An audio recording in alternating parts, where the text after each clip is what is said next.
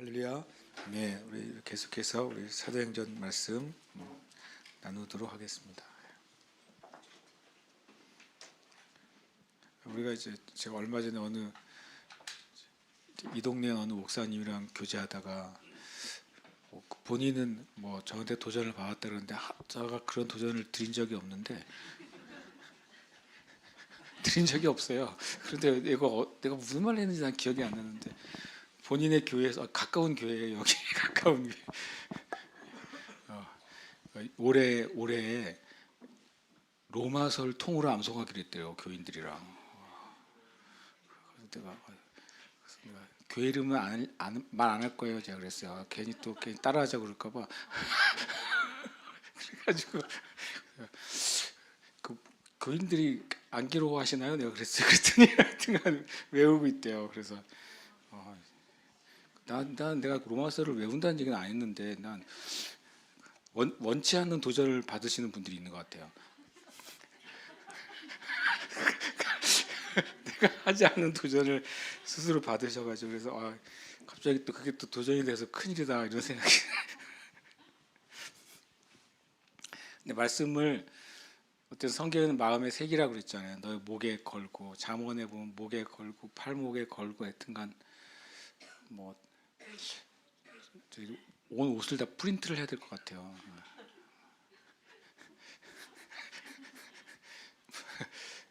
티셔츠에다가 그냥 뭐 로마서를 프린트해서 다니든지 뭐 아니지 내가 프린트하면 남만 보는 거지 나는 안 보고 별로 안 좋네요.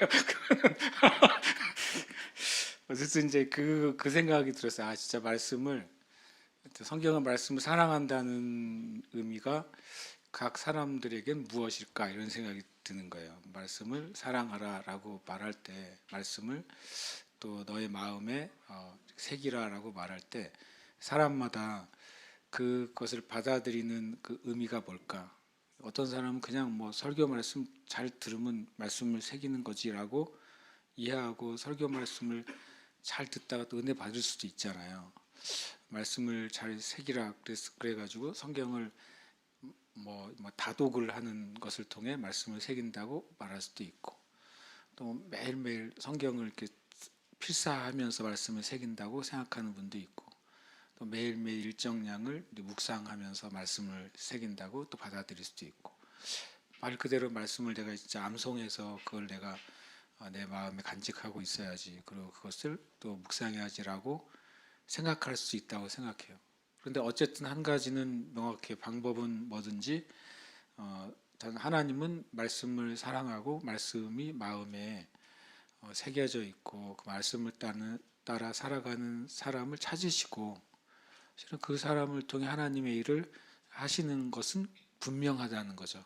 저는 우리 교회 형제 자매님들이 말씀을 사랑하는 여러분의 자신의 길을 발견하시길 축복합니다.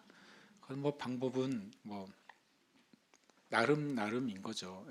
내가 하는 방식을 네가 써 이렇게 말할 필요가 없어요. 그러나 정말 내가 하나님의 말씀을 사랑하고 사모하느냐라고 하는 것이 중요한 이제 우리의 핵심이죠. 그래서 저 여러분이 말씀을 사랑할 때 또 말씀이 사실로 더 나에게 현실적으로 받아들여질 때 그리고 그것이 말씀 안에 있는 진리에 내가 정말 마음을 다해서 100% 동의하고 또 말씀의 역사하실 것을 확신할 때 분명히 여러분의 삶 가운데 하나님이 일하실 겁니다. 그리고 또 일하시고 계십니다. 그러니까 이런 진짜 하나님의 말씀 안에 희망을 붙잡으시길 축복합니다. 오늘 말씀에 제가 아까 어떻게 보면 3절까지만 했던 것 같아요. 4절 5절 한 번 더 같이 한번 읽어보겠습니다. 시작. 사도와 함께 모이사 그들에게 분부하여 이르시되 예루살렘을 떠나지 말고 내게서 들은 바 아버지께 약속하신 것을 기다리라. 요한은 물로 세례를 베풀었으나 너희는 몇 날이 못되어 성령으로 세례를 받으리라 하셨느니라. 아멘. 예루살렘이란 말, 예루살렘 뭐 평화의 성 이렇게 표현하잖아요. 근데 실은 예루와 살렘의 이제 합성어인데 예루는 털을 놓다, 이렇게 무엇을 두다, 뭐 던지다라는 뜻도 있어요. 샬렘은 이제 샬롬이죠. 그러니까 실은 이제 예루살렘, 우린 예루살렘이라고 기록하지만 예루샬라임이죠. 원래 예루샬라임. 그게 이제 공식적인 히브리어니까요. 예루샬라임은 이제 샬렘이 두어진 곳, 샬렘이 던져진 곳, 샬렘이 놓아진 곳. 그래서 이제 샬렘의 시티, 샬렘의 땅, 뭐 평화의 땅 또는 평화의 도시라고 이제 불려지는 거죠. 근데 이제 샬롬이라는 단어가 우리가 평화라고만 알려 있지만, 여러분 그냥 성경 사전 어플에서 찾으시면 샬롬은 크게 두 가지예요. 완전함이라는 뜻이 먼저입니다. 완전함 그리고 평강, 이렇게 돼 있습니다. 그러니까 실은 이제 예루살렘은 완전함의 장소죠. 그리고 평화의 장소. 완전함이 세워진 곳, 평강이 세워진 곳. 왜냐하면 그곳에서 하나님의 완전한 사랑, 하나님의 완전한 평강이 그곳에 세워졌어요. 예루살렘에 있는 골고다 언덕의 십자가 위에서 하나님이 온 인류를 향하시는 완전한 사랑이 완성이 되죠. 그리고 뭐 하나님께서 온 인류를 향한 완전한 진리가 완성이 되죠. 그런 의미에서 예루샬라임이라고 하는 그 예루살렘은 중요한 의미를 가지고 있어요. 역사적으로 그냥 실제 지정학적인 그 장소도 엄청 복잡하고 또 엄청 많은 일이 일어나고 있고, 지금도 예루살렘은 일반적으로 세계 뭐 네 개라고도 말할 수 있고, 그 종교들의 그냥 그 중심지잖아요. 뭐 굳이 요즘 표현을 한다면 이제 유대교의 중심지죠. 그리고 또 무슬림의 중심지이기도 하고 또 기독교의 중심지이기까지 한 거죠. 그러니까 한 지정학적인 한 그냥 땅이 세계 종교의 정말 유일무이한 땅이 된다는 것도 세상이 거기밖에 없어요. 그렇잖아요. 어느 나라 어느 도시가 온 세상의 모든 사람들의 중심지가 돼버렸어요. 왜냐하면 기독교 인구를 그냥 큰 의미에서 한 20억이라고 보고 25억까지 보는 분도 있고, 그 다음에 무슬림 한 15억 보잖아요. 유대교는 이제 숫자는 얼마 안 되죠. 유대인들 치면. 그러니까 두 개만 합쳐도 거의 40억에 가까운 사람들의 뭐 영혼의 고향이죠. 예루살렘. 그러니까 참 역사 가운데 신기한 땅이며 또 장소이고 그 의미입니다. 그런데 예수님이 사도와 함께 모이사 그들에게 분부하셨어요. 명령이잖아요. 명령에 대한 반응은 두 개밖에 없습니다. 명령하셨는데 무슨 뜻이지? 이거는 명령에 대한 1차적인 반응은 아니에요. 그죠? 무슨 뜻이라고 할 수 있지만 그 반응은 그 명령을 따르든지 따르지 않든지잖아요. 따르면서 무슨 뜻인지를 이해하려고 할 수는 있죠. 하지만 따르지 않는 사람, 따르지 않으면서 무슨 뜻인지 이해하려고 안 할 거 아니에요. 물론 요즘 사람들 합리적이어서 뭔가 명령이 주어지면 나에게 이해가 되고 내가 용납할 만하면은 따르지, 나에게 이해가 안 되고 용납할 수 없으면 안 하지. 그게 이 세대가 됐잖아요. 이 세대는 그렇습니다. 내가 이해되고 내가 용납할 만하는 것만 내가 선택하는 시대가 됐어요. 그래서 진리가 세워지기가 엄청 어려워요. 진리는 이해가 되면 진리고 이해가 안 되면 진리가 아니잖아요. 그런 개념이 진리가 아니란 말이죠. 우리가 이해가 되든 안 되든 그 진리는 진리여야 돼요. 내가 만유인력을 이해할 수 없다고 해서 만유인력을 부정하면 세상에 그런 바보가 어디 있어요. 그렇잖아요. 그러니까 진리라는 건 만유인력이 진리라는 게 아니라 만유인력 자체는 온 우주에 작용하고 있는 일종의 현상이잖아요. 그걸 내가 이해하지 못한다고 부정할 수는 없는 것처럼, 그러니까 이 세상에 그냥 실제하는 것도 이해 못한다고 해서 그것이 부정하지 않잖아요. 부정되거나 사라지지 않잖아요. 그런데 진리라고 한다면, 제가 진리의 요소를 말씀드렸잖아요. 진리는 뭐여야 돼요? 영원해야 돼요.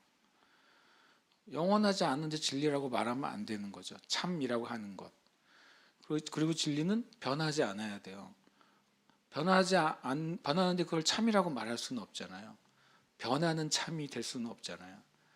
그리고 영원하고 변하지 않기 때문에 나오는 파생되는 마지막 조건이 뭐예요? 유일해야 되는 거예요. 영원하고 변하지 않는 게 여러 가지면 그게 그 다음부터 심각한 문제가 발생하잖아요. 여러 개의 세계가 존재해야 돼요. 그러니까 주님이 말씀하신 것과 명령하신 것은 진리라면 반응은 딱 두 가지다. 따르거나 따르지 않거나, 믿거나 믿지 않거나, 순종하거나 순종하지 않거나. 이건 그냥 사람을 이렇게 가르거나 요즘 하는 뭐 갈라치기 하는 게 아니에요. 그게 그냥 사실인 거예요. 그럼 복음에 대해서도 둘 중에 하나밖에 없잖아요. 복음을 받아들이거나 거절하거나. 그러니까 복음에 대해서 반응도 두 개밖에 없는 것처럼 복음의 결과도 두 개밖에 없어요. 구원을 얻거나 구원의 기회를 잃어버리는 거죠. 천국을 얻거나 천국을 잃어버리는 거예요. 이 두 개밖에 그 결론과 또 반응이 없어요. 그래서 이 예수님의 분부에 대해서 주님은 예루살렘을 떠나지 말고 내게 들은 바 아버지께서 약속하신 것을 기다리라. 그래서 약속하신 것의 내용을 설명합니다. 뭐라고 말합니까? 성령으로 세례를 받는 것. 이게 아버지의 약속이라는 거예요. 너희가 몇 날이 못되어 성령으로 세례를 받으리라. 그런데 성령의 세례가 뭔지를 설명하기 위해서 앞에 뭐라고 되어 있어요? 요한은 물로 세례를 베풀었으나. 요한이 작다는 의미가 아니라 세례를 받는다는 의미를 좀 더 명확하게 하기 위해서 요한은 물로 세례를 베풀었으나, 지금 이 이야기를 듣는 대부분의 사람은 요한의 세례를 받은 사람들일 겁니다. 그 의미를 명확하게 알죠. 뭐예요? 요단강에서 몸을 완전히 담궜다가 다시 나온 거예요. 요한은 너에게 물로 세례를 베풀었다. 그 말은 너희가 경험했잖아, 그거죠. 뭘요? 물의 세례를 경험한 거죠. 그거나 하나님은 몇 날이 못되어 너희가 성령으로 세례를 받을 거예요. 이 표현을 보면 성경은 항상 제가 보기엔 괄호가 항상 많이 쳐져 있어요. 그러니까 생략이 많이 돼 있어요. 여기 앞에는 물로 세례를 베풀었잖아요. 이것은 요한이 한 사건이죠. 만약에 앞뒤를 같은 방식으로 말하면 이렇게 써야 돼요. 제가 말하려는 의미를 전달하려면 이런 거죠. 앞뒤가 맞게 쓰려면 너희가 요한에게 물로 세례를 받았으나 너희는 몇 날이 못되어 성령으로 세례를 받으리라. 그 앞뒤가 맞죠? 이해되십니까? 그런데 주님이 이렇게 말씀하신 거에는 뭐가 가로쳐져 있는 거예요? 누가 주는지가 가로쳐져 있죠. 요한은 세례를 베풀었기 때문에 너희가 요한에게 세례를 받은 거예요. 물의 세례를. 그러면 너희들이 성령으로 세례를 받는다고 해서는 누가 주는 거예요? 하나님이 주시는 거예요. 하나님이 성령을 베푸시리라, 이 말과 같은 거잖아요. 위아래가. 하나님이 너희에게 세례를 베푸실 거라는 거예요. 근데 요한은 눈에 보이는 존재잖아요. 사람이었고 사람들이 대화할 수 있고 이렇게 실제적으로 물질적인 세계 안에 존재하는, 보이는 세계에 존재하는 존재가 요한이고, 그가 보이는 물로 세례를 베풀었죠. 세례를 받은 사람도 보이는 요한 앞에서 자기 죄를 자복하고 요한의 손에 의해서 물속에 잠겼다가 나옴으로 세례를 받았어요. 그러니까 주님이 명확하게 하려고 하는 거예요. 그런데 하나님이 주시는 세례는 첫 번째 물질적인 게 아닌 거죠. 왜냐하면 베푸는 주체가 요한이 물로 준 것처럼 하나님이 성령을 주시니까. 이것은 다 영적인 것입니다. 영이신 하나님의 영이신 성령 안으로 우리를 넣으시는 거죠. 실은 물 속에 사람이 들어간 거잖아요. 그죠? 세례는 물이라는 물질 안에 사람이 잠겼다가 나옴으로써 죄 사함을 받는다는 상징이잖아요. 근데 하나님 영이신 하나님이 하나님의 영으로 세례를 베푸시는 것은 주체가 하나님이고 우리는 그 세례를 받는 입장이니까 어떤 거예요? 실은 성령 안에 잠겨지는 것입니다. 이 말씀에 의하면 너희가 성령 안에 잠겨질 것이다. 성령의 세례 안으로 들어가게 될 것이다 라고 말했어요. 그런데 이게 또 하나는 말씀을 제가 이제 계속 보다 보면 그냥 그림으로 느껴지는 거예요. 그림을 느끼게 되는 거죠. 사람들은 물이 있고 물 안으로 들어갔단 말이죠. 그러나 성령이 있고 성령 안으로 들어간 게 아니잖아요. 거꾸로죠. 이제는 이제 사람들이 물 안으로 들어갔지만 반대로는 성령은 우리에게 내려오시는 거죠. 왜냐하면 하나님으로부터 오니까, 하늘로부터 오니까 성령이 내려오셔서 우리가 성령 안에 잠기게 되는 것. 그리고 또 요한의 세례는 물에 들어갔다가 나옵니다.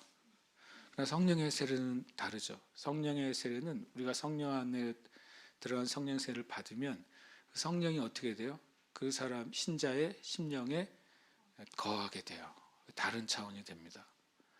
그래서 이 거하시기 때문에 신자는 항상 무엇을 위해서 주님께 구하라는 거예요? 성령의 충만함 가운데 내가 행하도록. 성령의 충만함 가운데 행한다는 것이 뭡니까? 성령님의 인도하심을 받고 성령님의 감동에 순종하라는 거예요. 너희 영이 성령이 거하시게 됐으니까 하나님의 영이신 영이 인도한다면 하나님이 인도하시는 거죠. 내 안에 계신 성령께서 나에게 감동을 주신다면 하나님이 감동을 주시는 것이죠. 내 안에 계신 성령께서 깨닫게 하시면 하나님이 깨닫게 하시는 거예요. 그래서 이것이 이제 그리스도인들이 새롭게 살아가는 방식을 저는 보여주신다고 생각해요. 그전에는 처음에는 요한이라는 사람 세례 요한을 보고 사람들이 모였단 말이에요.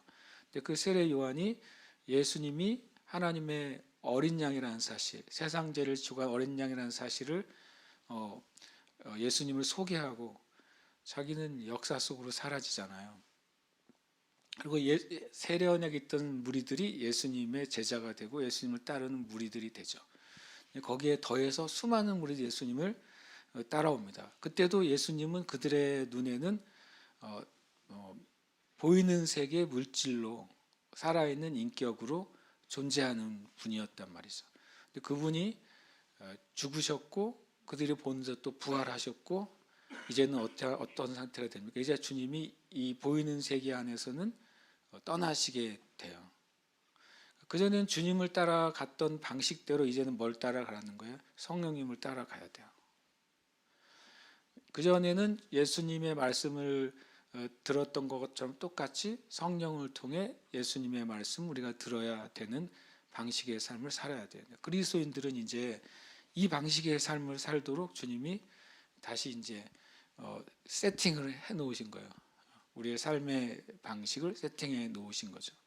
그런 삶의 방식을 사도 바울은 로마서 1장에서 뭐라고 말합니까? 의인은 믿음으로 말미암아 살리라. 제가 아쉬운 단어라고 그랬잖아요.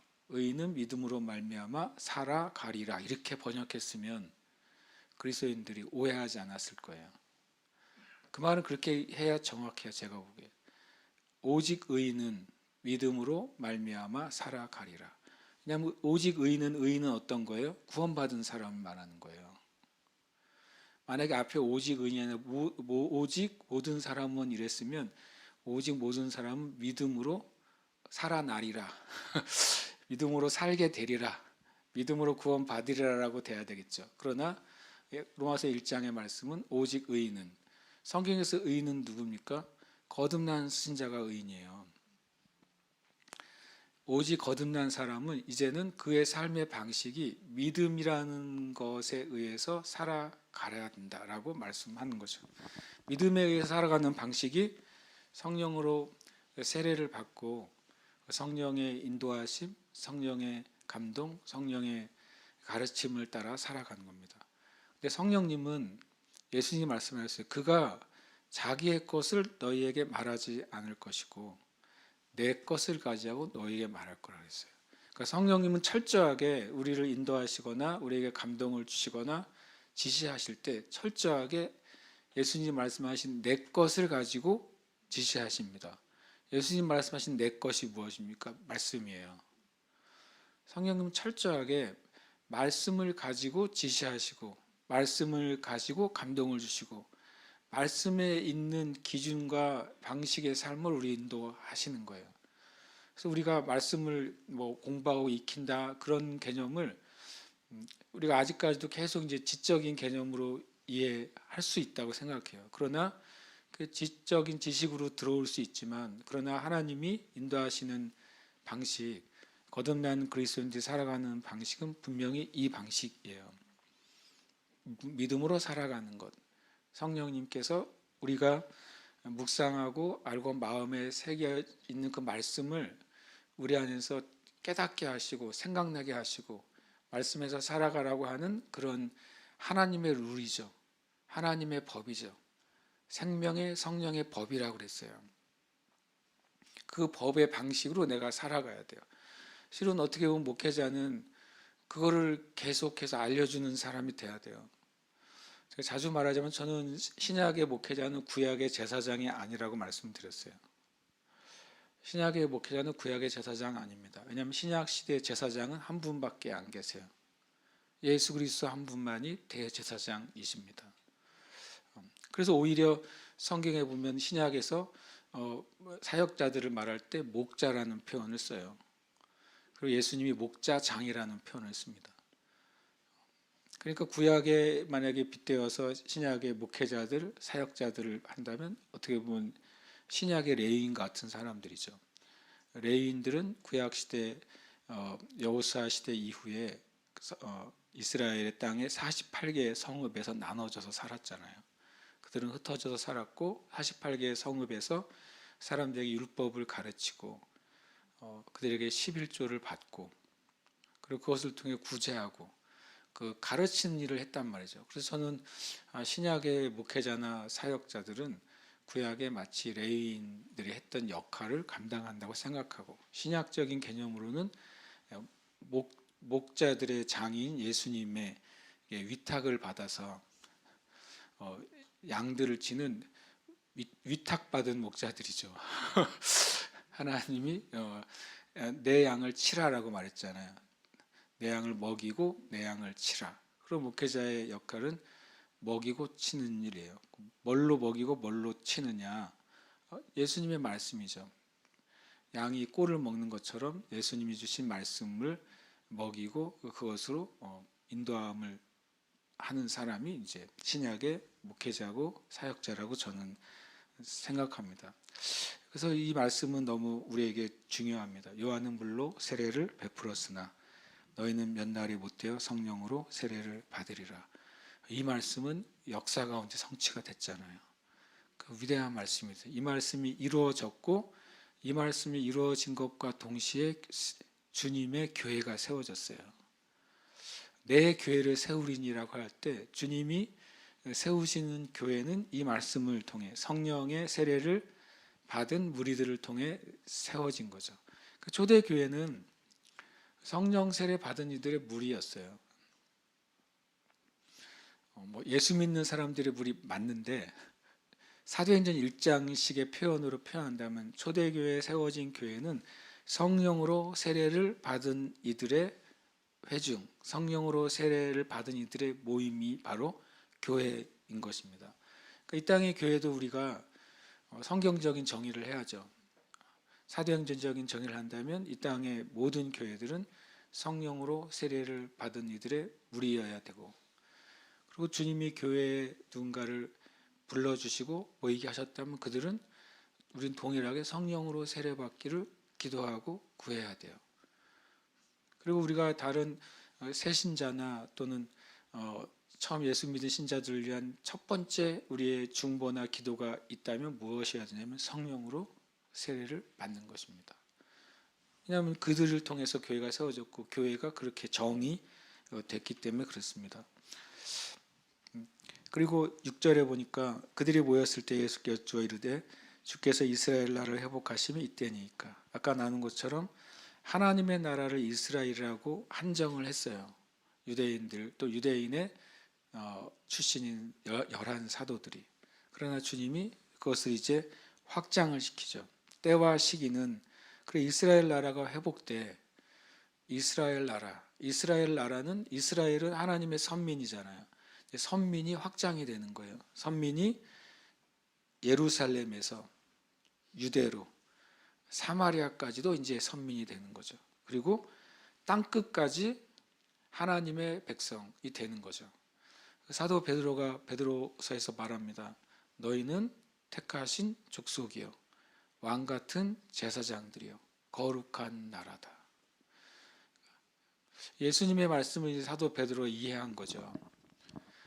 이스라엘과 유대인이 하나님의 나라, 하나님의 백성이 아니라 사도 베드로가 말한 너희 모든 믿는 자들의 교회는 바로 하나님의 나라고 모든 그리스도인들이 왕 같은 제사장들이며 모든 그리스도인들이 거룩한 나라라는 거죠. 거룩한 백성이라고 선포하는 겁니다. 이 주님의 이 명령, 부활하시고 온 사도들에게 하신 명령, 그리고 사도들이 그 명령을 받들은 결과가 바로 저와 여러분이 된 거예요.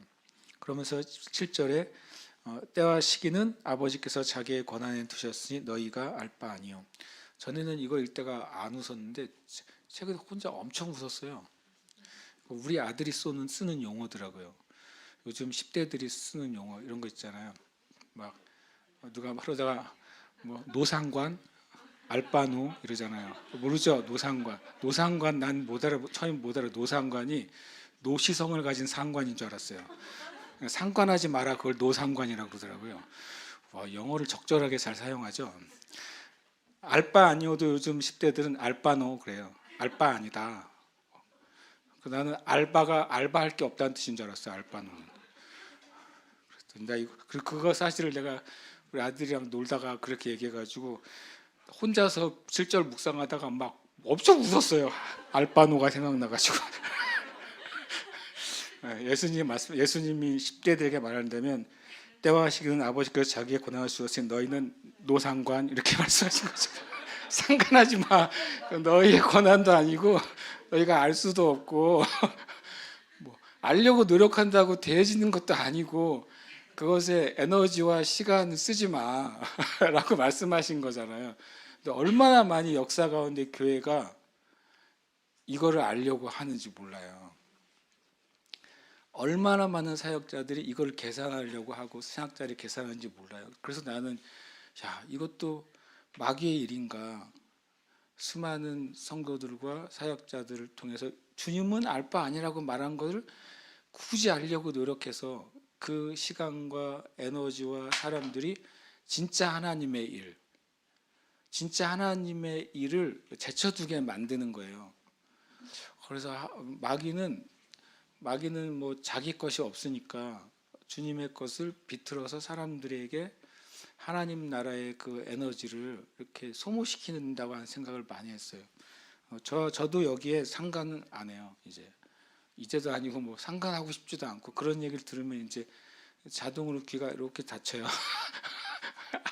주님이 노상관 하셨으니까 이제 나도 상관 안 한다. 그 메시지에는 뭐라고 하든지 뭐 진짜 신박한 얘기를 해도 안 하려고요. 왜냐하면 주님이 선을 그어주셨잖아요. 그러면서 오직 말을 해요. 때와 시기에 대해서는 너희가 그 시기를 알 것은 아니지만 그러나 뭐에 대해 관심을 가지라고요? 성령이 임하시고 너희가 증인이 될 것이라는 것에 관심을 가지라는 거예요. 너희가 증인이 될 것이라는 거예요. 근데 너희가 증인이 되어라 그러시지 않았어요. 심지어는요. 되리라 그러셨어요. 증인이 되는 것은 우리의 의지가 아니라 성령이 임하실 때 우리 안에서 나타나는 현상이에요. 성령이 임하시면 나타나는 현상인 거죠. 성령이 우리 안에 임하시고 우리가 성령의 권능 안에 들어갈 때 나타나는 현상은 내 삶이 하나님을 증언하는, 하나님의 사랑을 증언하는, 하나님의 사랑에 결론인 예수 그리스도를 증언하는 삶으로 살게 되리라 그러셨어요. 그러니까 이거는 그냥 어떻게 보면 이루어진 현상이잖아요. 그럼 우리에게 증이 될 거야, 될 거야 이거보다는요. 그 원인을 우리가 찾아보면 돼요. 뭐예요? 원인은 딱 간단해요. 성령이 너에게 임하시면 이걸 구하는 것이죠. 교회는 그래서 성령으로 세례받는 것을 위해 기도하고 성령의 충만함을 구하는 곳이 돼야 돼요. 물은 높은 데서 낮은 데로 흘러가는 게 그냥 하나님이 주신 만벌 안에 주신 자연적인 일종의 섭리잖아요. 그럼 우리가 우리의 삶이 하나님을 증언하고 사랑을 나타내고 복음을 전하는 삶으로 살아가는 그 일은 위에서부터 시작하는 거죠. 우리가 성령으로 충만하게 될 때, 또 성령 안에서 진리로 충만하게 될 때 일어나는 영적인 현상이에요. 알고 보면요. 그리고 지극히 자연스러운 거죠. 그래서 우리가 구해야 되는 겁니다. 우리 같이 기도합시다. 여러분과 저는 이미 거듭났고 성령으로 세례 받은 줄 압니다. 그래도 우리는 성령의 세례와 충만함을 구해요. 다시 구하는 게 아니라 성령 세례를 2번, 3번 받는 게 아닙니다. 아직 우리 안에 성령의 세례를 내가 알지 못한 형제 자매가 있다면 우리는 기도해 주는 거죠. 그리고 함께 우리가 돕는 것입니다. 얼마 전에 이제 우리가 선교하는 한 교회 목사님이 전화가 와서 저희를 도와주셔서 감사해요 그러더라고요. 그래서 전화해 준 걸 내가 고맙다 그러고 뭐 저나 우리 교회가 목사님이나 목사님 교회를 도와주는 게 아니에요 그랬어요. 누가 누구를 도와주겠어요. 우리가 우리 교회가 또 목사님과 목사님 교회와 함께 하는 거죠. 함께 하는 거지 우리가 높은 자로 누구를 돕겠어요. 돕는 분 하나님 한 분이시니까. 그러니까 우리 안에 우리는 우리가 누구를 뭘 주는 자가 아니라 하나님이 돕는 분이시고 하나님이 주시는 분이시고 우리는 그것에 돕는 이들입니다. 주님을 돕는 것이죠. 우리 능력이 아니라 주님이 통로가 되도록 우리 자신을 드리는 것입니다. 함께 이 시간에 기도할 때 사절의 약속은 위대한 약속이죠. 그리고 성취된 약속이고 그리고 계속 지금도 진행이 되는 약속이에요. 그러니까 이 시간 성령의 세례와 충만함을 위해서 기도하십시다. 기도할 때 여러분이 물의 세례를 받으신 분 중에 나는 아직 성령의 세례를 받았다 하는 분은 성령의 세례를 위해 기도하세요. 성령의 세례를 위해 오늘은 그냥 여러분이 개인적으로 기도하시겠습니다. 다음에 우리가 또 같이 기도하는 시간을 또 자주 가질 건데 주님 제가 성령으로 세례받기를 원합니다 라고 기도하세요. 영국의 위대한 하나님의 종 스미스 위글스워스 목사님이 있잖아요. 그분이 이제 예수님도 믿고 복음도 전하는 삶을 살았어요. 그런데 어느 날 보니까 자기 아내를 비롯해서 다른 사람들은 성령 세례라는 걸 받고 방언으로 기도도 하고 그러는 거예요. 엄청 부러운 거죠. 자기는 안 되는 거예요. 스미스 이글스워스가 그래서 자기 성령 세례를 받고 싶어 했대요. 근데 노력해도 안 되는 거예요. 성령 세례를 받는 집회에 갔는데도 남들은 다 받는데 나만 안 받는 거예요. 남들은 막 방언도 하고 입신도 하고 그런데 자기는 안 받는 거예요. 그래서 스미스 이글스워스가 되게 갈망이 있었대요. 나도 성령 세례를 받고 싶다. 그래서 성령 세례를 이제 천막 당시에 텐트 미팅을 많이 했잖아요. 천막 집회에 어떤 성령 세례를 받는 집회가 있다고 하는 얘기를 들었어요. 그리고 거기에 많은 사람들이 성령 세례를 받는다는 얘기를 듣고 찾아갑니다. 스미스 이글스워스가. 제가 알고 나이가 꽤 들었을 때예요. 한 40 가까이 됐을 때였을 건가? 아니면 나이가 좀 들었다고 제가 들었어요. 나이를 기억을 못 하겠는데 그리고 찾아갔어요. 이제 집회가 끝나가지고 어떻게 보면 집회가 또 끝났어. 그래서 그 목사님 집에 찾아갔어요. 그 책에 써 있습니다. 그랬더니 찾아가서 두드렸어요. 목사님한테 기도를 받으려고. 두드렸더니 사모님이 나온 거예요. 그래서 나는 목사님에게 오늘 성령 세례를 위한 기도를 받아야 되겠습니다. 그랬대요. 또 해필 또 목사님은 안 계셔. 그 훌륭한 목사님이 없는 거예요. 그 엄청 실망이 되는 거죠. 이 스미스 이글스워스가 난 성령 세례를 꼭 오늘 받아야 되겠는데 그 목사님이 없는 거예요. 그래서 자기 사정을 얘기, 난 오늘 꼭 기도를 받아야 되겠다. 그 사모님도 재밌어요. 그 목사님 안 계신데 나라도 해줄까요? 그랬대. 재밌죠? 나라도 해줄까요? 그랬더니 그 스미스 이글스워스가 사모님이라도 해주세요. 그렇게 말한 거죠. 그 사모님이 스미스 이글스워스의 머리에 손을 얹는 순간 성령이 임해요. 그래서 그 기록에 보니까 그 목사님의 그 집이 거실에서 그대로 엎어져 가지고 몇 시간을 이제 기도를 하기 시작하는 거죠. 그리고 정말 그 역사 가운데 실제로 죽은 사람을 정말 수십 명을 살려낸 믿음의 사도, 어떤 병도 못 고친 일이 없었던 정말 역사적인 하나님의 사람이 그렇게 생긴 거예요. 그래서 제가 성령 세례 너무 귀하다. 단순히 능력을 행하고 내가 무엇을 하는 게 아니라 예수님의 약속이니까 너무 귀한 거죠. 11 사도는 거듭난 신자들이었습니다. 주님이 거듭난 신자들인 12 사도에게 너에게 성령의 세례가 있을 거라고 말했어요. 그러니까 이 땅에 있는 많은 거듭난 그리스도인들, 성령으로 말미암아 예수님 믿고 거듭난 그리스도인들에게도 이 약속은 유효한 것입니다. 그래서 우리가 성령 세례를 위해서 기도합시다. 주님, 전 미래적으로 기도하고 싶어요. 새 예루살렘 교회 주님께서 부르는 모든 사람들은 성령으로 세례를 받게 될 것을 축복합니다. 아멘. 주님이 역사하셔서 어린 세대들 가운데 성령의 세례가 부어지는 교회가 될 것을 축복합니다. 아멘. 주님은 구하는 자에게 주시겠다고 말씀하셨기 때문에 성령의 세례에 구함을 가진 이들은 주님께서 주실 것을 우리는 믿고 선포합니다. 우리가 그것을 위해 기도해야 되겠고, 성령 세례를 여러분이 받은 분들은 성령의 충만함을 위해서 구하십시오. 성경에 보면 성령을 근심하게 하지 마라 그러셨어요. 성령을 너의 삶에서 밀어내지 마라 그러셨어요. 그러니까 성령 세례를 받은 사람들 안에도 스스로 성령을 근심하게 하는 삶을 내가 계속 살아간다면 성령의 역사가, 성령의 인도하심이, 성령의 은혜가 나타나지 못하는 것이죠. 성령 세례를 받은 이들 안에도 내가 성령의 말씀을 한 번, 두 번 계속 불순종하기 시작한다면 성령의 역사가 내 삶 가운데 성령의 은혜가 나타나지 않는 것입니다. 그래서 성령 항상 술 취하지 말라, 성령의 충만함을 받으라 라고 말씀하셨어요. 그래서 우리가 이 시간 두 가지를 구하십시다. 여러분 아직 성령의 세례를 받지 못하신 분은 그냥 성령의 세례를 구하세요. 단순하게 구합시다. 주님, 저는 성령으로 세례를 받길 원합니다. 하나님은 그 소리를 듣고 싶으시다는 사실을 제가 알았어요. 주님을 영접한다는 게 뭡니까? 난 예수님 그리스도를 믿고 구원받기를 원합니다. 나는 예수님 이름 나를 구원하심을 믿습니다 라고 고백하는 거잖아요.